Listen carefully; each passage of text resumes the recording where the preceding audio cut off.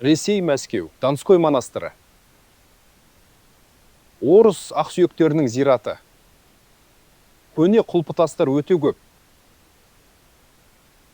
Бұл князь Николай Веземскийдің құлпытасы. Ол 1846-да қайтыс болды. Қызыл граниттен жасалған құлпытас. Конустық урна түрінде жасалған. Құлпытас бетон тұғырға орнатылған. Өте жоғары сапалы жасалған. Тегіс гранит беті, мінсіз өңдеу.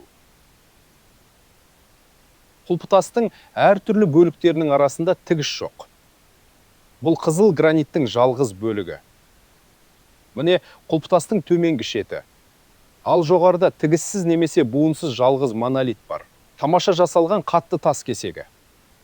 Айна жылтыратылған тастан жасалған стенд.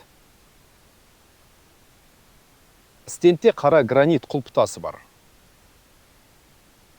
Граниттің бір бөлігі тігіссіз немесе буынсыз. Шұңқыр металдан жасалған.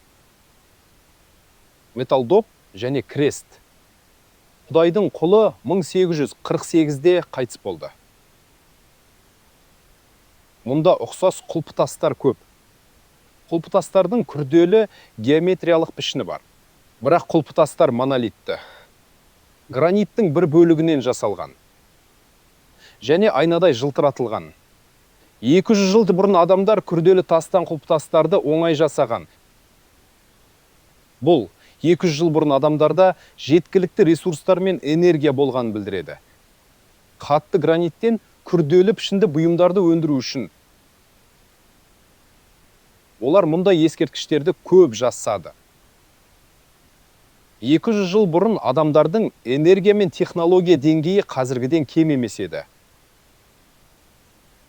Бұл туралы көне құлпытастар айтады.